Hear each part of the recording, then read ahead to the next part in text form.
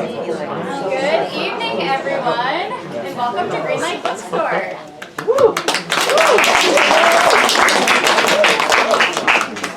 We are so excited to be here tonight, hosting our event with Julia May Jonas, presenting her book, Vladimir, now available in paperback.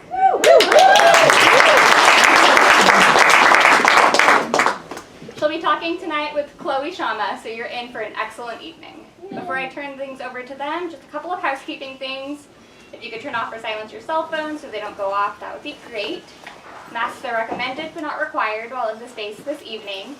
And we have signed copies for sale at the register tonight. If you pre-ordered a book with your registration, make sure you pick that up at the registers as well. But now on to the good stuff. Our interviewer for this evening is Schama. Chloe is a features editor for Vogue magazine. She previously worked at Elle magazine and The New Republic, is a book author, and has written for numerous publications. She is a mom of 4 and lives in Brooklyn. She'll be speaking tonight with our featured author, Julia May Jonas. Jonas is a writer and theater director. She has taught theater at Skidmore College and New York University and lives in Brooklyn with her family. Vladimir is her debut novel. It was named Best Book of the Year for 2022 by NPR, Time, LitHub, and New York Public Library, among many others. Vladimir is a provocative, razor-sharp, and timely debut novel about a beloved English professor facing a slew of accusations against her professor husband by former students, a situation that becomes more complicated when she herself develops an obsession of her own. So, you're in for something really special tonight. Julia will be reading from the book, then Chloe will join her in conversation, and you'll have your chance to ask questions after that. So please join me in welcoming to the stage Julia May Jonas and Chloe Schama.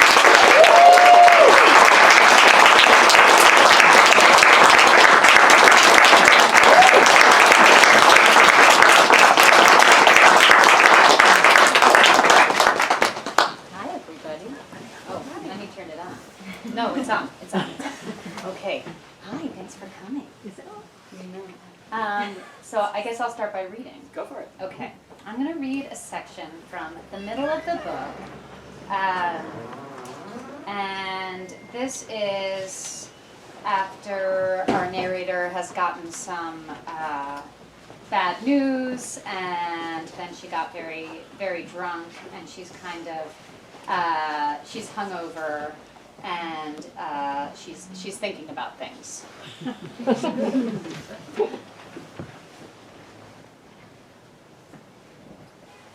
I hadn't planned on being so mentally compromised that I couldn't contemplate my response to the tenured faculty, but my loose brain and sweaty palms lasted well into the day. I was overwhelmed with burning humiliation for whatever had occurred between Cynthia and me, no matter how many times Sid assured me I was fine. "She's hot," she said.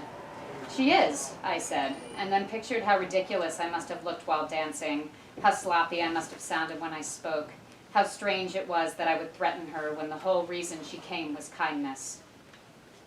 At 6 p.m., a little clarity broke through my brain, bringing with it a craving for more alcohol. Once more, I wrote to pertinent people and told them I wouldn't be able to teach the next day as my cold had worsened. I had papers due in my Gothic novel class and wrote them a strict email requesting the essays in my inbox at the end of class time. As a teacher, I found that strictness is often an effective way of diverting from one's own laziness. Sid mixed martinis and made us some French dip sandwiches with sautéed onions and the leftover steak. My resolve for a liquid vegetable diet failed around 3 when I became ravenous. I preserved a modicum of sense and limited my drinking to 1 reasonable martini and a large glass of cheap red. We ate the rest of the cake and watched Billy Wilder's The Apartment, which Sid had never seen. "Disturbing," she said at the end, after the credits rolled on Shirley MacLaine and Jack Lemmon playing cards together. I wondered if The Apartment was the first film that ended by depicting love as a kind of jovial camaraderie rather than passion. MacLaine and Lemmon didn't even kiss at the end of the film. It seemed as though all films now, unless they had titles like Desire written in red letters against black backgrounds, portrayed true love as the coming together of 2 fun friends. No wonder that I perceived, mostly from their short stories, that my students found nothing more romantic than lusting after a platonic member of their social group. Sid, though, wasn't interested in that inquiry. What was disturbing to her was that there was such a delineation of women presented, and that the movie had no qualms about that. Shirley MacLaine was deserving of love and a better situation because she was sensible, funny, beautiful, and well-spoken. The other women who had affairs with the executives of the corporation were presented as fools and sluts. They were curvy and spoke with regional accents and were less beautiful and thus deserved our ridicule, while Shirley MacLaine's gamine, refined character deserved our sympathy and support. Of course, until very recently, we had all thought that. We had all thought that there were certain kinds of women who deserved to be taken seriously, women you saw in The Office, for example, and certain kinds of women you saw in titty bars, for example, who didn't. We believed they were different, and we all thought it, men and women alike. You could separate your ideas about them with ease. You could respect some and denigrate others. I understood Sid's and her whole generation's rejection of the excuse that it was a different time. That kind of excuse leads to cultural stultification. It perpetuates misogyny and racism. It is general and not interesting. I didn't believe Billy Wilder should be held up as a moral paragon, or even as a good man. But what I was becoming so frustrated with, and the reason I felt more and more like not teaching, was that I believed that art was not a moral enterprise, that morality in art was what happened when the church or the state got involved, that if you insisted on infusing art with morality, you would insist on lies and limits. Truth could only be found outside the confines of morality. Art needed to be taken and rejected on its own terms. Art was not the artist. Were these all simply platitudes I had absorbed without question? I felt more and more mixed up about it recently. Should we only portray the world we wanted to see? Should we consider certain stories damaging and restrict them from a general audience, not trusting them to take in the story without internalizing the messaging? Hadn't we all agreed that morality in art was bad? But art did cause damage, and I was affected by the films I had seen when I was young, and I was ashamed when I watched an old film and saw racist depictions I hadn't seen before, and I was glad to be ashamed. But did we all have to see ourselves in the presentation of types? Did I have to feel like every wife and mother was presenting an overarching narrative of wife and mother that reinforced or rejected my own experience? Sid was indulgent with me that night. She said that I was clearly a good teacher because I was entertaining the questions and not just roundly dismissing them. For her, she said, the misogyny of the apartment was primarily distracting and kept her from enjoying the film the way it was meant to. It was meant to be agreed with in a certain way, and she couldn't agree with it. When I suggested the movie was interesting as a document, as a way America saw itself at a certain time, as an example of the trajectory of film, of a new kind of comedy emerging, a new kind of hero, and that the crowd scenes were choreographic marvels, she told me that while she understood that I was interested in that way of thinking, she wasn't. She was a lawyer. She wanted something different from her intake of art. When I cited to her that Ruth Bader Ginsburg's favorite teacher was Nabokov because he taught her how to appreciate literature on a formal level, to look for the tricks of the writer, the art of the novel, to see more than just the story, Sid shrugged and told me she had no doubt that Ruth Bader Ginsburg was smarter than she. I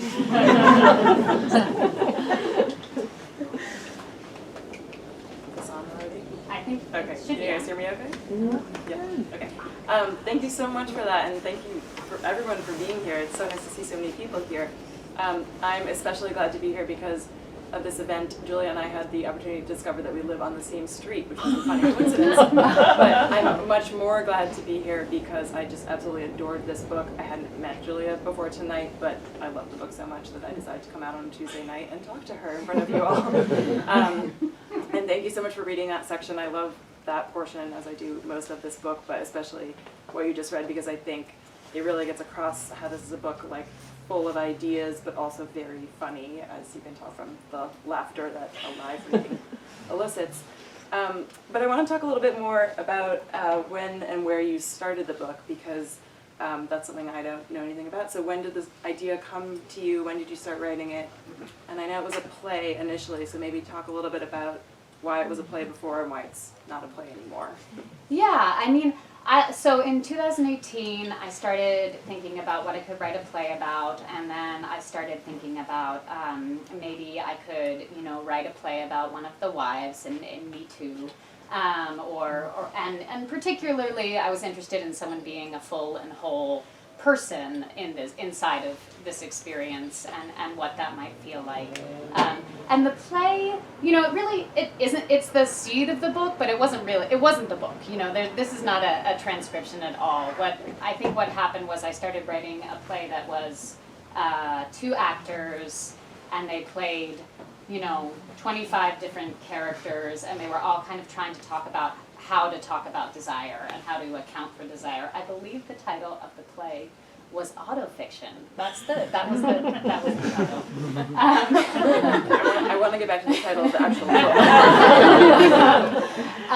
And then in that, I kept trying to make it work, and it wasn't working. I have a composer that I work with, and I said, maybe we just sing the whole thing through, which is always what I do whenever you're doing a play. That doesn't work. Everyone should sing the whole thing. And so I kind of put it away, and then the pandemic hit, and I had always wanted to write a novel. I have many 50-page drafts that have stalled out, and theater was canceled. It was very depressing. I had this big series that was supposed to happen that we just kept saying, well, maybe we'll do it in 4 months. Maybe we'll do it in 6 months. Maybe we won't do it. And so I decided to take a look at this character, and she had this scene where she was showing this younger colleague of her stuff. And that was where I started, just with that first scene of her walking him around her house and showing him all of her things. And that's the first scene in the book. Did the play have a protagonist the way that this book so clearly has a There were protagonist? too many protagonists in the play, which is one of the reasons it didn't work. But she was there, and she was very strong, and she was kind of the clearest voice. She was the one I kept trying to make into songs. So she would have had the torch song. She would, yes, except it would have been all just really talky recitative the whole way through.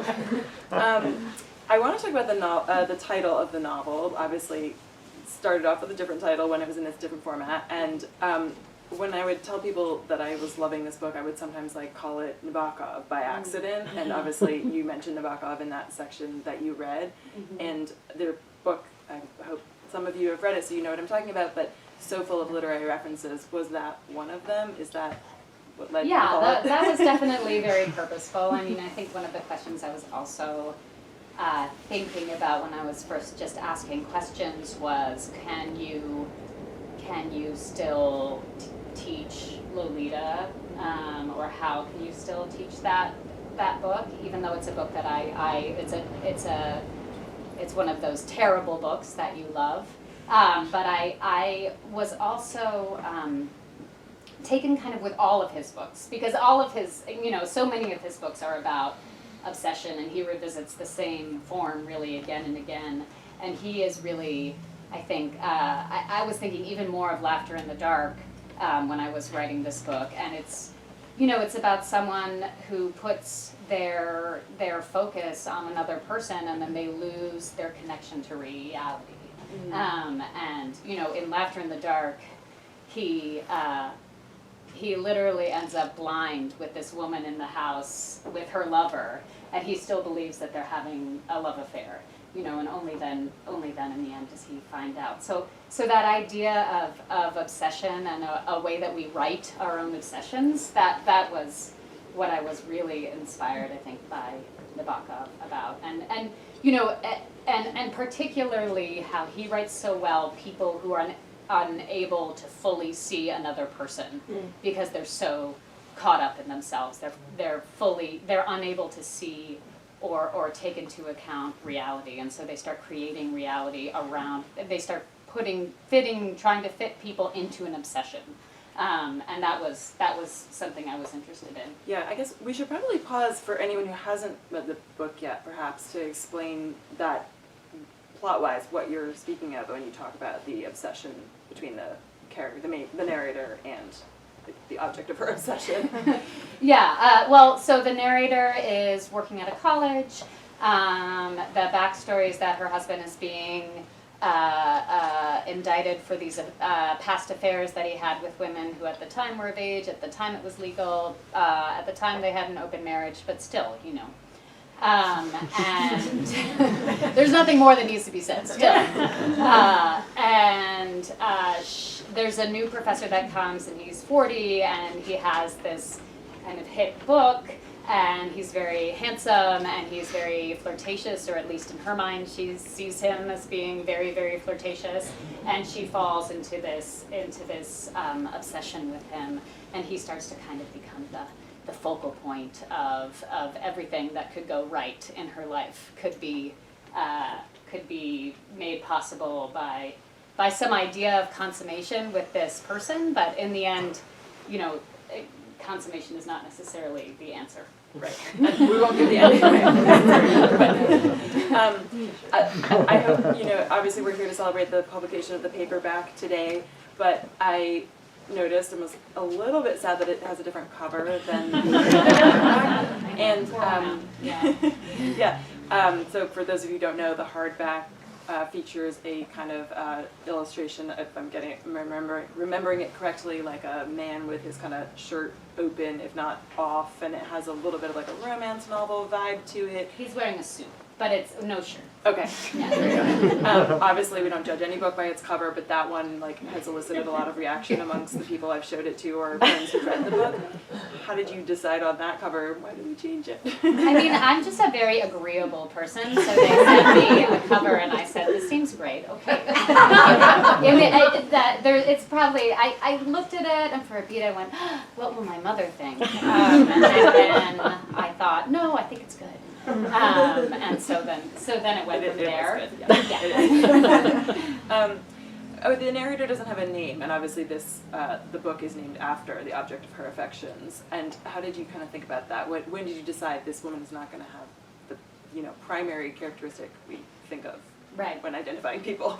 I mean, I think the artistic, the post hoc artistic explanation is that I want to feel like we're inside of her body, like we're not seeing her as an outline outside of ourselves, that we can really feel like what it's like to be inside of her physical world, and how her physical world is overtaking her. I did think a lot about the body as I was writing this, and then the actual explanation, or the one that came first, is that I wrote 75 pages and then realized I hadn't named her, and then I thought, well, no, she doesn't have a name, and she doesn't have a name in my head.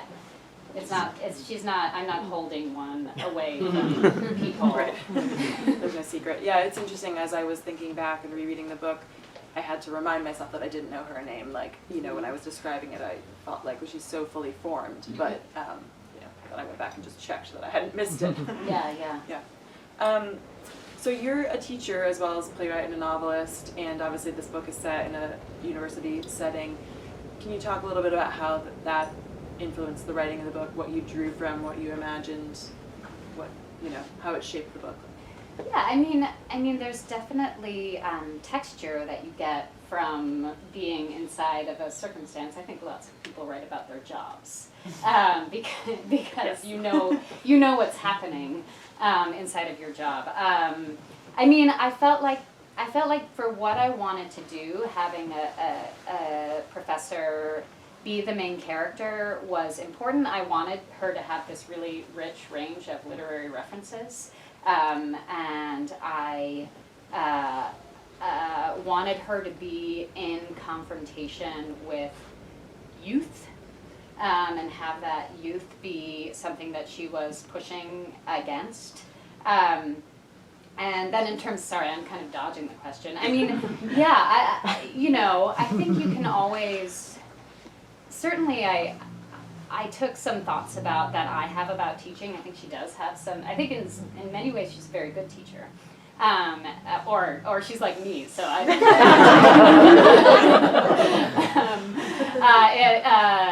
she has some really positive thoughts about teaching, and then, you can't sit through a faculty meeting without finding the comedy and the frustration and the strange golden cage that is working inside of a college, where people are trapped, where you can have people who you find out later are like, oh, they used to be married and now she has a baby with him, and they're still just sitting around the table talking to each other because nobody can give up that job. And there were many, I think another thing that I really took from is encountering so many couples who work at colleges in the same department and the same job as each other. And that's wild. Not many industries have that. No. I mean, it would be very strange if you walked into any other workplace and then, your colleagues or your bosses were a couple. Yeah, there's a great scene in the book where the husband comes and sits on her desk in his gym shorts, and I was just thinking that would be so strange if that was your two colleagues in your advertising agency, just hanging out that way. Right, exactly. And what about the students, the depiction of the students and their kind of approach to what they've seen as the affair that the narrator's husband had with his former students?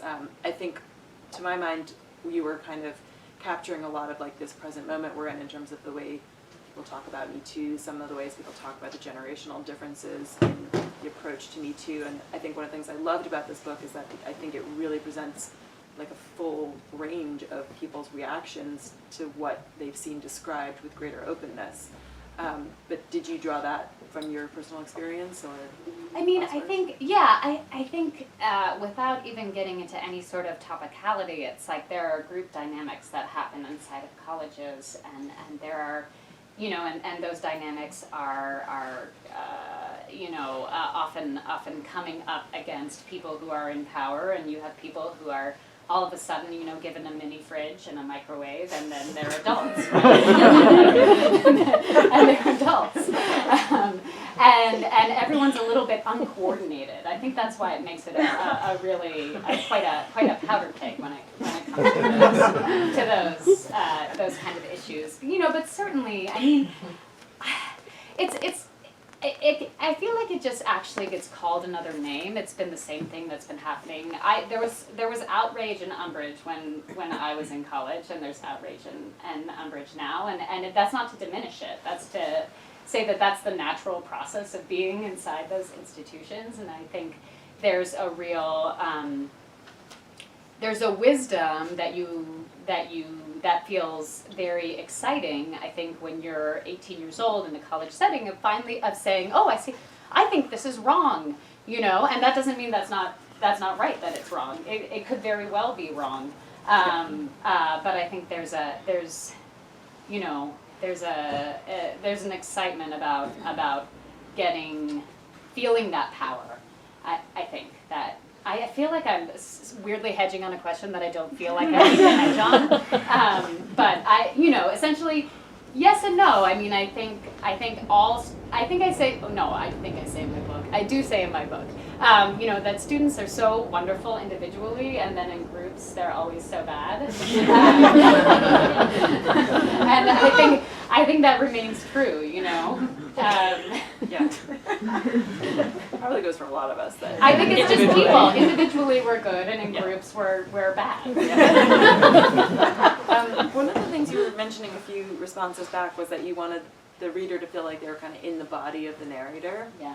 And one of the ways that manifested for me was there's a great amount of food in this book, and there's a lot about her thinking about food. And I always thought it would be so fun to have a cook, probably already exists, a cookbook based on the meals you read in literature. But this book, it strikes me, if you were to cook the meals in it, some of them would be really sad and depressing, like half an egg white omelet, and others would be so decadent and delicious and amazing. And I do think she kind of moves between these modes of indulgence and restraint and almost punishing restraint. And I wanted to just talk a little bit about that as a kind of character device and how you as a writer or person think about food. Yeah, I mean, I think, to begin with, I think there's no greater pleasure than reading a book and getting hungry. I think there's something that just feels so wonderful about that. So I did want to have food in the book because that feels like my most formative reading experience is getting, some sort of snack and then sitting down with a book and letting the book make me feel hungry and then eating based on that inspiration. So that's just a pleasure. Right. I took pleasure in that way. So. And of course, food is life. I try to write without food. I've been working on something else, and I keep trying. I'm like, no more food. Stop talking about food. And then the food just ends up showing up because I think it does kind of point to where people are. I mean, when we're feeling a certain way, or food can be a luxurious, sensual experience, and when we're feeling another way, it can feel so utilitarian and sad. And I contain multitudes when it comes to the way I eat food. Yeah. And sometimes it's very sad. And then sometimes it can be really luxurious. So I think for me it was always an idea about where the scene was, where she was at, and I think food also for her has a lot of anxiety attached to it. So when she's cooking with Vladimir at some point, she's feeling very self-conscious about the kind of food she's making and whether it's reflecting her in the right way. And so I think it's just all information that's useful. Yeah, one thing I noticed, and I don't know if this is an explicit pattern in the book or if it's just something I picked up on, but when she's making food for other people, it tends to be much more elaborate, and then when it's just for herself, she's like very limiting. Yeah. Is not everybody like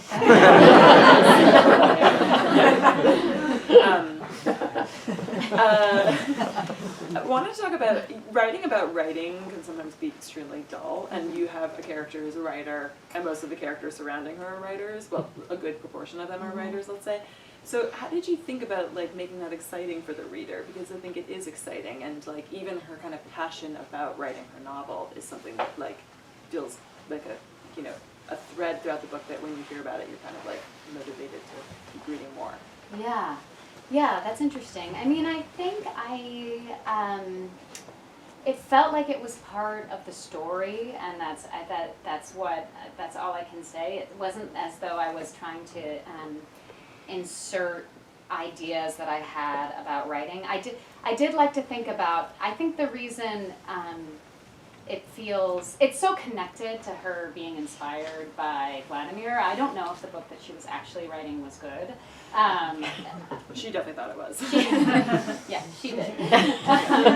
But I think the idea of that creative urge feeling libidinous and feeling like creation is a form of its own eroticism, and it was fueling her sense of her fantasy about him, and it became mixed together. This idea of, because it's about,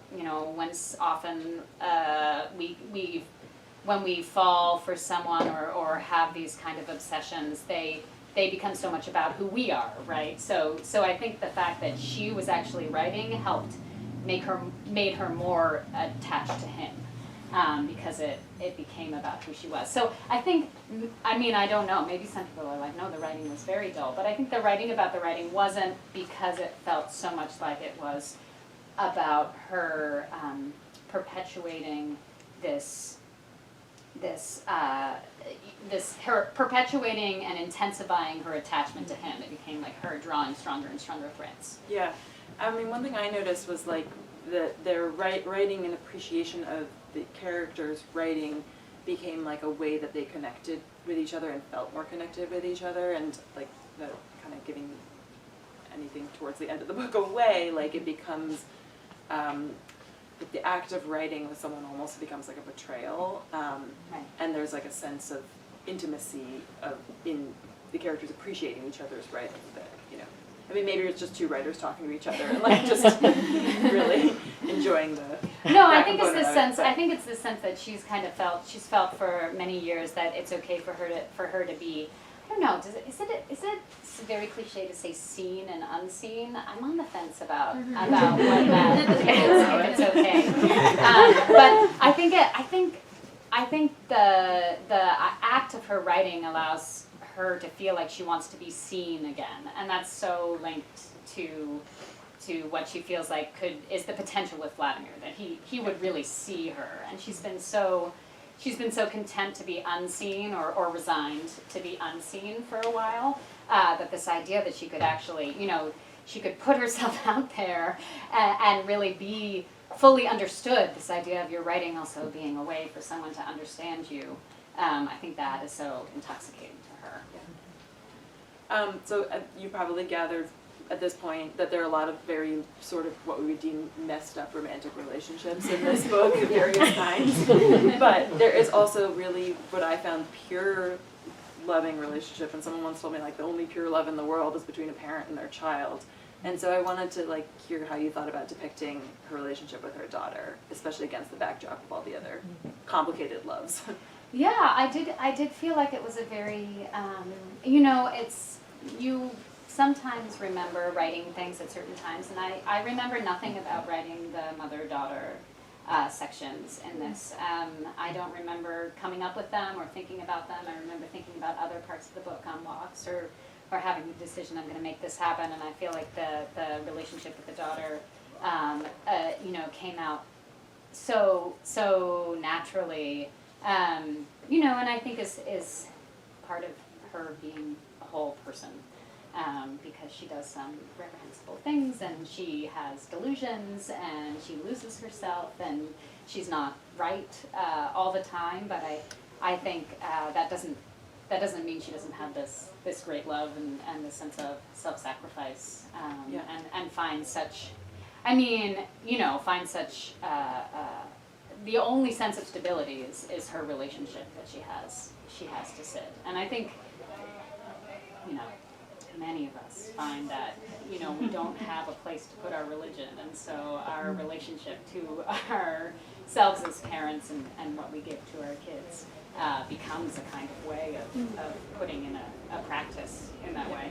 I mean, for better and for worse. Yeah. I'm going to ask you a very hard question, which is talk about the ending without really talking about the ending, to not ruin it for anyone, because the book has an amazing, amazing ending, and I count like the last third probably as the ending. But how did you think about endings? I think we can say it takes some turns that are quite dramatic, and maybe even in a different like mode than the rest of the book. Yeah. You know, that was obviously intentional, so how did you think about that? What inspired you? Like, were you scared to take such a dramatic turn in the plot and the way things were unfolding? I mean, I have always been attracted to books that are literary, and then all of a sudden kind of things start to happen, and you think, I can't believe I'm in this book and all these things are happening. I thought I was in a different book where nothing happened. Just writing about writing. Yeah. The example that I give all the time is the sea, which is, you know, you're with this guy, and he's at the English seaside, and he's reflecting upon his career as a theater director, and he's telling you what he eats. A lot. He's writing his memoir, and then he starts telling you, you know, oh, I had this great love once, and then all of a sudden you see her in the town. You know, the love is lost is from his childhood, and then you see her in the town, and then he kidnaps her. And you're like, I can't believe this is happening. To me, it was so thrilling when I read that. That was, you know, that made me so excited to think about extreme events inside of this kind of literary form happening, and so I knew I wanted to do that, to play with that. And you know, Nabokov's books are very extreme. Lots of guns and car chases and all sorts of things that we don't think of. We think of it as just like European men walking around in suits with quills. A lot of vocab words in the books.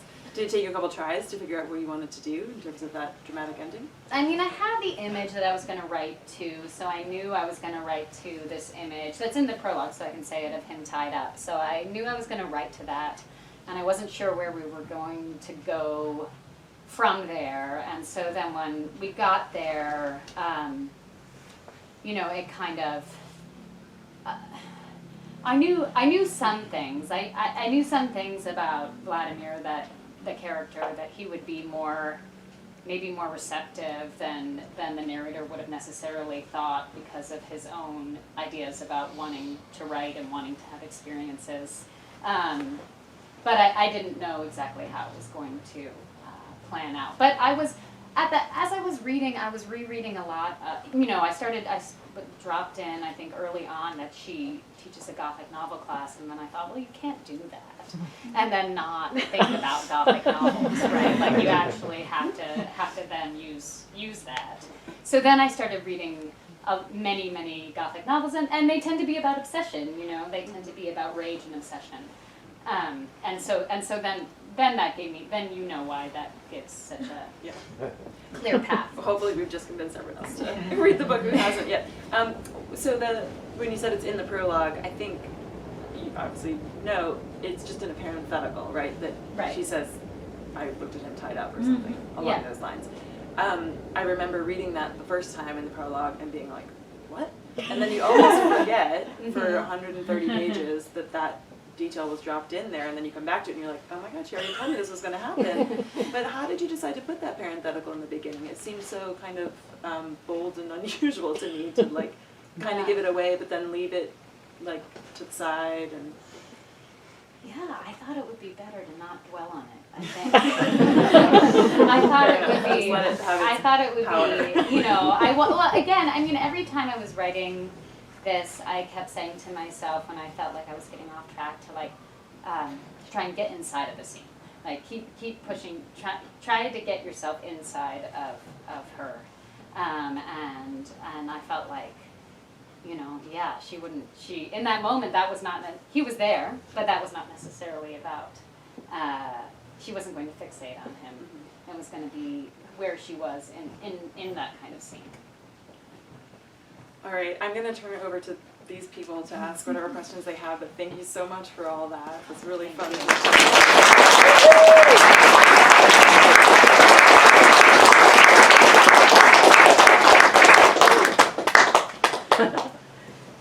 has a question.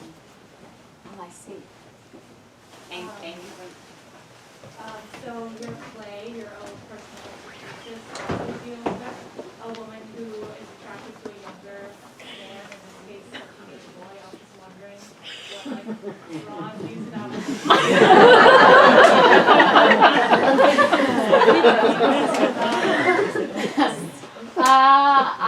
I think it is the similar. I mean, it's so I wrote that play before I wrote this book. But I think it is a similar, you know, we can call it maybe we'll call it a blueprint. I don't know, maybe it was kind of a blueprint for this book. But I just find it fascinating that we are able to construct realities around other people. And how we are able to put so much of what, you know, how deluded we can become and how we can place that delusion on other people. And that can be extreme, you know, and it's always good to have an extreme example, like a teenage boy or a younger male colleague. But he's 18.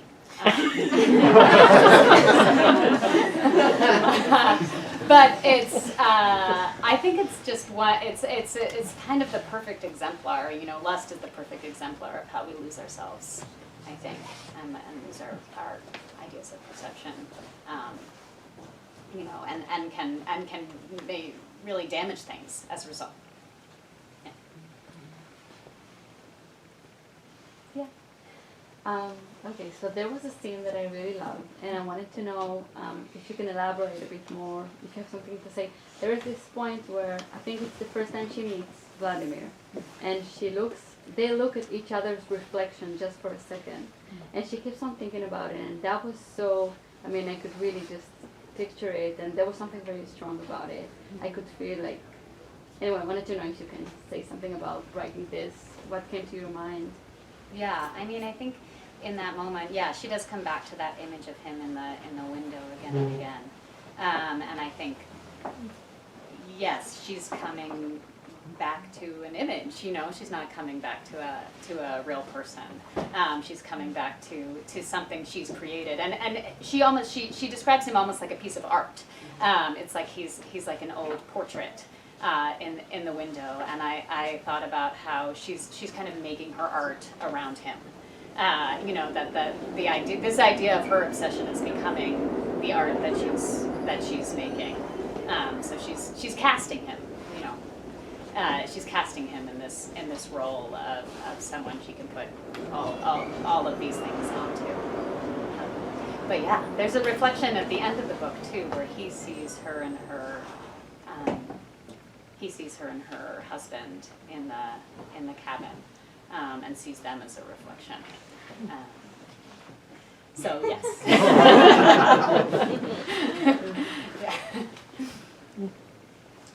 Yeah. as I understand it, your husband is also an author? Yeah, he's sitting right beside you. Oh, is this your husband? I was just wondering, which of you do you think has better literary taste? Easy to answer. I definitely do. There's no question. I don't even think you would have a question No. about that.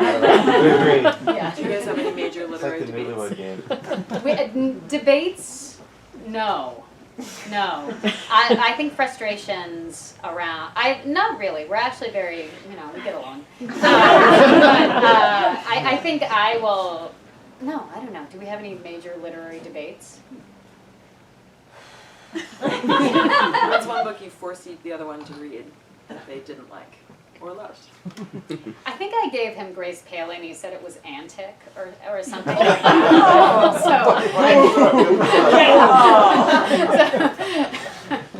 No, I mean,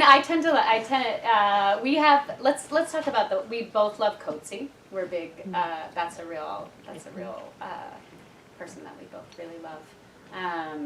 I don't know, we have a lot of overlapping appreciations, but I just read very fast. And so, And I read very slow. and he reads very slowly, so I That's can take on bigger projects. Would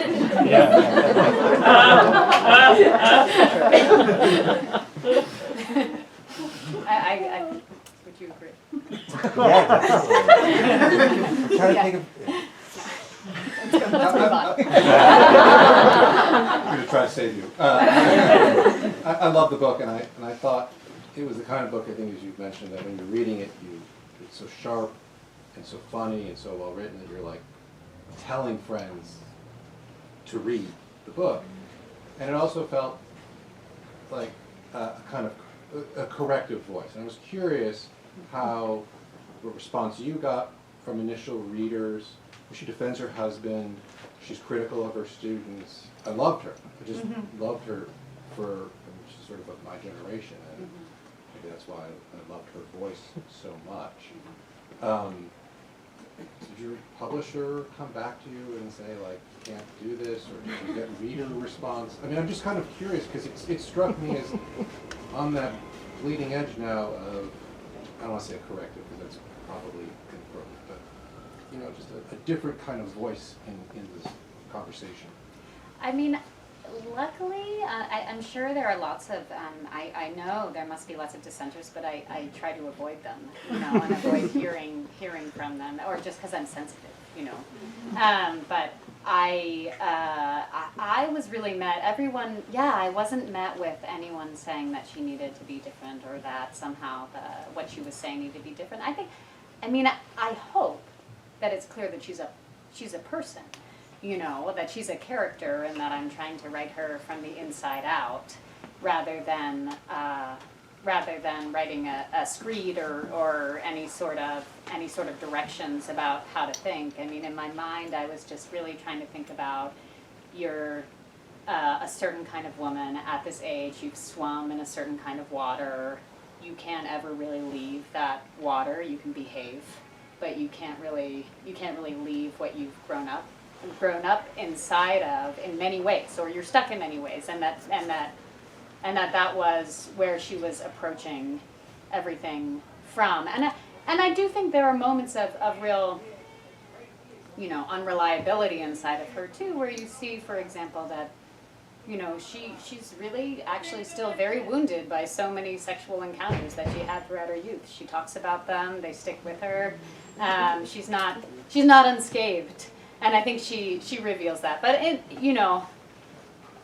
I was blessed that I was lucky that I felt like that everyone just said everyone was just along for the ride of her. Yeah.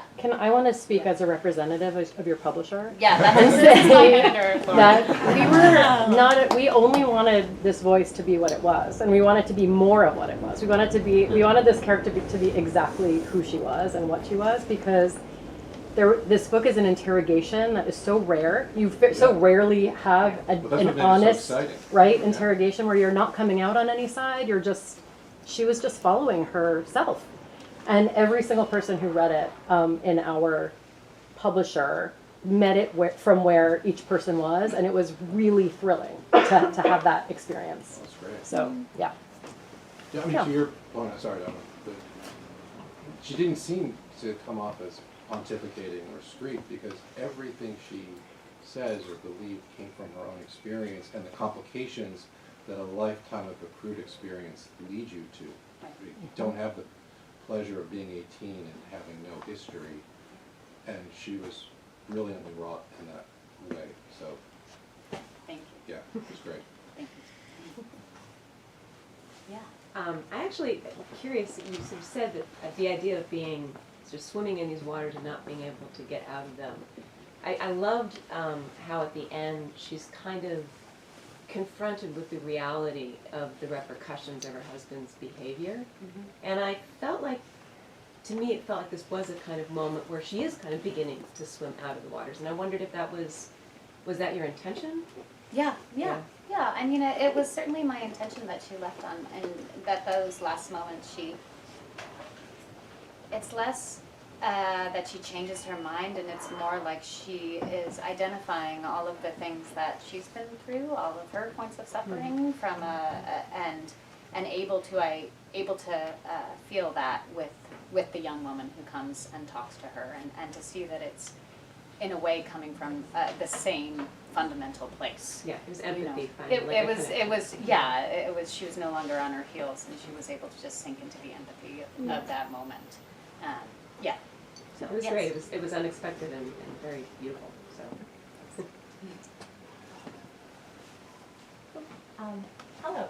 I was wondering if you could speak to the person you wrote is so practical in so many ways, and then there are these like moments of like vanity and self-consciousness, and especially self-consciousness about like aging and weight, and you mentioned like the food that she makes for herself is like an egg white omelet and so different than what she makes for other people. I'm just wondering if you could speak to that a little bit.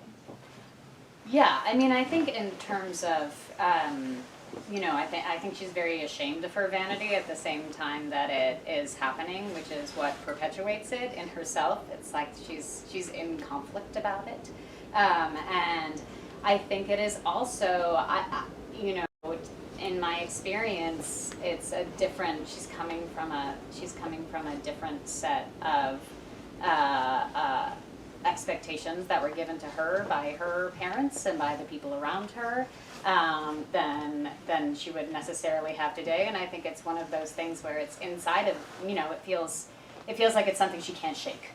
I think the vanity feels like something she can't shake, and I think she wants to. I think also that the arrival of Vladimir kind of triggers all these feelings of self-hatred. She's in a very unstable place, and in unstable places we often kind of revert to bad habits, to destructive habits and destructive thought patterns and all of those things that we wish we could shake. So I felt like, I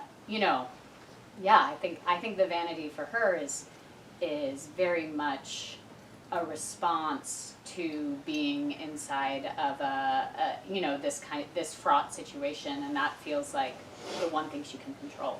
So she's going to try and control it. Yeah. I got the chance to see your own personal exegesis at Lincoln Center, and it was fantastic. And then I read this book, like, obviously not that long after it. And I feel like Reverend Cat and the narrator are similar in a way, where they both are women in positions of power who, like, don't know how to use it until they do, in the form of a younger man. And I was kind of wondering if those turning points for you when you were writing it were super clear, because like in this book I remember like the sentence of like, I'll never wield power over another person again, and then she just like makes the decision. So I'm kind of wondering, like, when you were writing it, was it here is where it will happen, or it was kind of like, oh shit, like she's taking the reins now because she realizes she has them in her hands? I think the opportunity for power, that was something that I thought a lot about in Vladimir, in terms of her character, that when she was going to, that she was thinking a lot about not having power. And I think that that is something that was happening to her at her age, the age she was professionally, feeling like she was on the on the cusp of all of a sudden being thought, she was going to move into being thought as like a doddering, warm, affable, older female professor. That was not a role that she was interested in. She was becoming more and more invisible. Not invisible. I feel like people talk about, as an older woman you become invisible, and it's about, you're like, you don't get catcalled anymore. Like that's not an interesting form of invisibility. But really, as though, people look past you, they don't take you seriously. You no longer, you just feel like all of this, and specifically also too, is that she has approached desire for her entire life, like many women, from the standpoint of being desired, and then feeling as though she's no longer desirable, and how shaking that is. How do you feel about yourself when you've internalized all this hatred about how you look and how you're supposed to look, and you don't have any actual connection to what you really want. And then our and I think that's something she's really struggling with. I mean, I think with Kat, I think her in exegesis, I think her relationship to power is much more related to a kind of great struggle that she's having with faith and religion and this kind of desire that she has to be good, that is putting her in torment around this other relationship. Thank you. I forgot to ask you one final question, which is, and maybe you don't want to answer this with any specificity, but what are you working on next? Oh, I'm trying to work on a book. Yes, we'll see. Give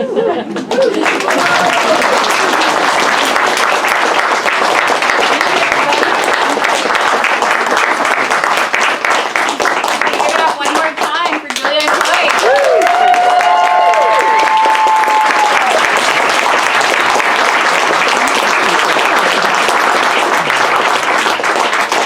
Thank you both so much for being here with us tonight. This was such a fantastic conversation. This is my last event at Greenlight, and I'm so glad it was this one. I'm sorry the microphones died as soon as you got on stage, but I can hear you fine, so I hope y'all did too. Just a reminder, we have signed copies for sale at the register. We've got some pens up here if you'd like to have Julia personalize them. And otherwise, have a great evening, and we'll see you again soon. Yay.